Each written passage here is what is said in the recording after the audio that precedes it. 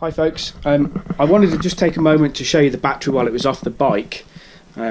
It's quite big, the battery, certainly bigger than sort of any laptop battery, phone battery, or you know, kind of most batteries you come across in everyday life, and you can sort of scale to my hand there, as you can see.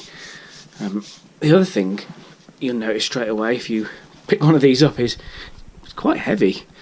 I don't know how heavy it is, but it really adds a lot of weight to the bike, and you know, as batteries do, they're quite heavy. But one thing I do when I'm putting the bike in to the car is I take the battery off, because it does make a significant difference, you know, when lifting it up. That being said, when it's on the bike, it's on the sort of down tube, so it's sort of a low centre of gravity, I guess. But you know, that's the trade-off. You are adding weight by adding battery.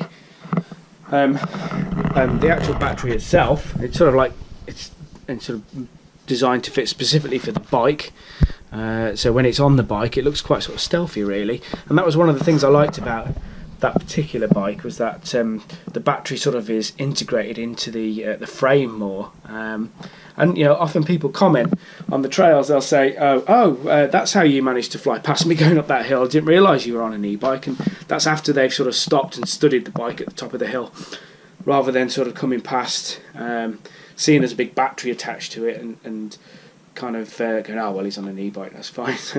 And that's often makes me laugh. The battery itself has its sort of integrated electronics. So on the side here you've got the power button, and pressing the middle button there will fire it up. You get sort of beeps and sort of lights. The lights there showing the current state of charge. So there's 1, 2, 3, 4, 5, 6, 7, 8, 9, 10 lights. So each one represents about 10% charge. At the moment it's actually 60%, so just over, I think. So it would click up to 7 lights if it got to 70% on the charge. And then there's a plus and a minus button either side, dead simple. Pressing the minus button will take down the sort of assist setting. So when it's got sort of 2 lights at the bottom showing, that's the minimal assist setting there, and then pressing it, the plus sign will take it up the power setting, so you'll have more assist there.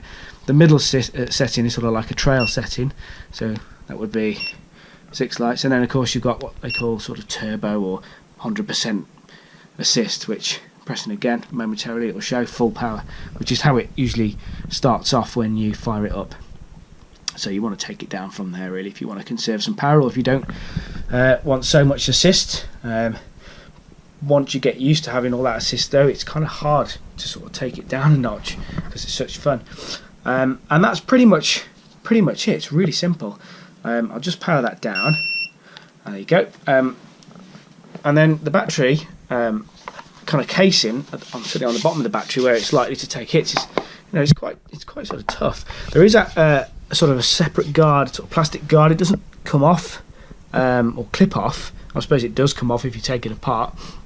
Obviously designed just to protect the battery from ground strikes and things like that. And the way the charger attaches is interesting. It's magnetic, so when it's on the bike you can charge this while it's still on the bike if you want. The actual charger itself, and I've come around this side here, the charger itself, it's got a sort of a magnetic clip, and it's quite hard to pull out because it's a strong magnet, but that's pretty much how that fits in. So if I'll pop that back in there for now. The charging block's quite hefty, I have to say, quite heavy, so you really probably want to leave that home if you were going out and about on the trails, because it does, it is quite big, although it does charge at quite a rate. I mean, it's putting out looking at that, it's 42 volts, so you know, much more than your average phone charger, and gets quite hot as well when the battery's charging.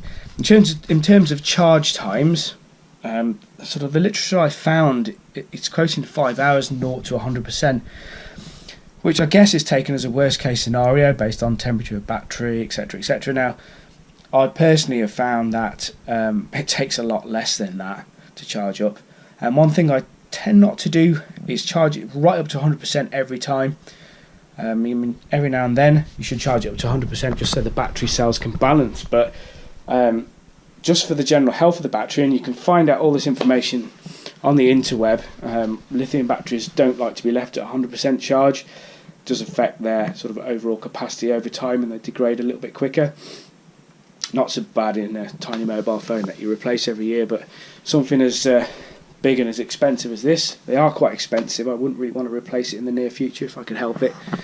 I want to just look after it, and because I don't ride it every day, I do tend to sort of, if I can, leave it at about half charge, give or take, if I'm going to leave it for a couple of weeks, and then I sort of charge it up the night before if I'm going to need a bit more range on the bike.